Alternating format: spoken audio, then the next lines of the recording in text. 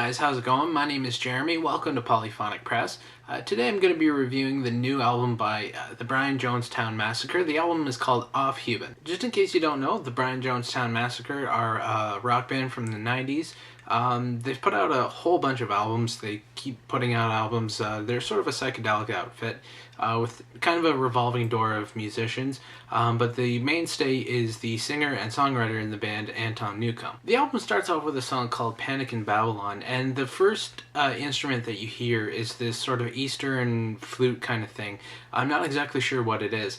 But that sort of plays a solo, and what comes in is like this beat and the bass kind of groove, and it's sort of a mixture between like Western beats and rhythms mixed with this Eastern sort of melodic flute type of thing. It's really cool and it's really well done, and one thing I thought was cool is the blending of these two cultures sort of coming together. It has been done before, but it hasn't really been done in a way quite like this, where it's blatantly one thing and the other put on top of each other. I thought it was a really cool thing, and it opens the album really well because it sort of lends you to a feeling that you're going to be going on this little psychedelic journey through the album. The song Gas Hillerant is sort of a laid-back kind of 60s psychedelic kind of song. One thing you hear is Anton's sort of signature guitar sound. People who are familiar with the Brian Jonestown Massacre will be familiar with this sound.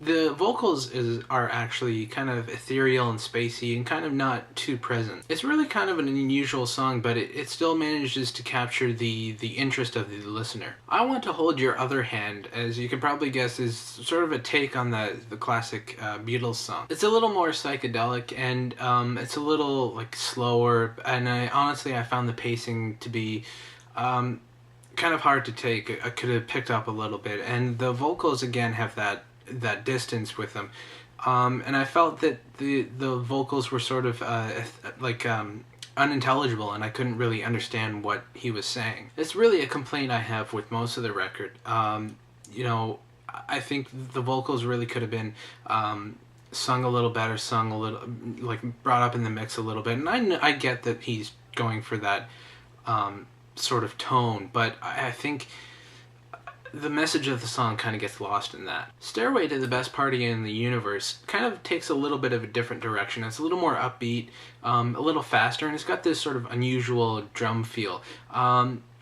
It's very different from the rest of the record, but it still maintains the integrity of the band, and it still has that sound and that quality that you really identify with this band. This is probably my favorite song on the album, and one that, if the rest of the record was like this, it would have been a better record, I think. The closing song is called Blue Order New Monday, and I'll let you guess what that's a reference to.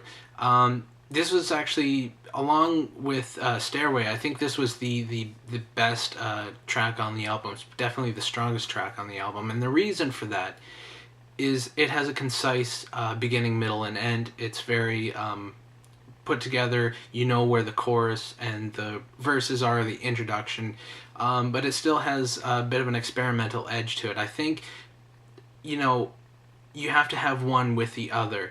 You can't have just pop music, because that gets boring, and you can't have all experimental noise going on, because that really alienates a lot of people. So you have to sort of find a balance between the two. The production on this record honestly could have been a little better. Like I said, I would have used less reverb. I would have brought the vocals up, given a little more clarity, a little more definition, made the vocal performance a little stronger. Instead of maybe doing one or two takes, take a whole bunch of takes and find the best one, and make the lyrics stand out, and make the voice easily identifiable, and make the lyrics easy to hear. There's a lot of instruments on this record. It's very much like a Phil Spector kind of vibe, where there's just this wall of sound. And one thing I would have done is brought that down a little bit and have good songs and build the necessary instruments up from there. I didn't connect with this album as much as I have with other Brian Jonestown Massacre albums. Don't get me wrong, I'm a huge fan of this band, but I felt that it kind of lacked direction or any sort of continuity or anything like that. To be honest, I was somewhat disappointed. you know, I don't think this band is living up to their full potential with this album.